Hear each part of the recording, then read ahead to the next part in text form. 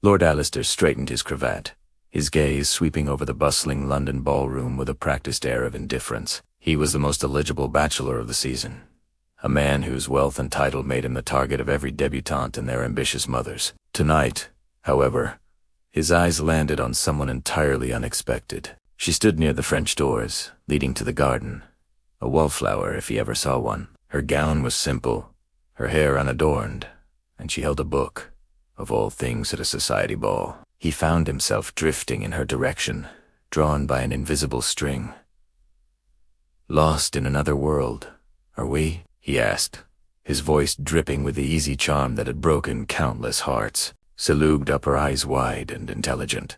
"Just escaping this one for a moment," she replied, her voice soft but steady. Her name was Clara, the penniless companion to a distant cousin. In his world, she was practically invisible, someone beneath his notice. Yet, for the rest of the evening, he couldn't pull himself away.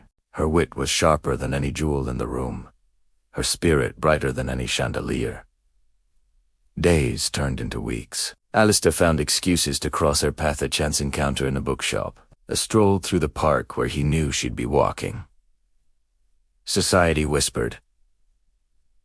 His friends mocked him for entertaining a nobody. "She's beneath you, Alistair," they'd say. But with every conversation, every shared laugh, he felt his carefully constructed pride begin to crumble. He was falling for Clara, the woman who saw past his title and into his heart. One stormy afternoon, a solicitor arrived with shocking news. A forgotten clause in his great-grandfather's will had been discovered. A huge portion of the Alistair fortune, the very foundation of his status, was tied to a lost lineage, and as the solicitor revealed the family tree, Alistair's world tilted on its axis. The rightful heir, the descendant of a disowned branch of the family, was none other than Clara. Suddenly, their positions were reversed. She was the heiress, and he was the man whose pride had nearly cost him everything. Wanto, here his heart in his hands, ready to be dismissed. But Clara just smiled, that same steady,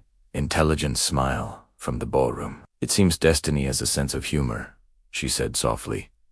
"It was never about status, Alistair. It was always about what's in here." She gently touched his chest, right over his heart, and in that moment, he knew his true fortune wasn't his title or his land, but the noble heart of the woman who had loved him all along.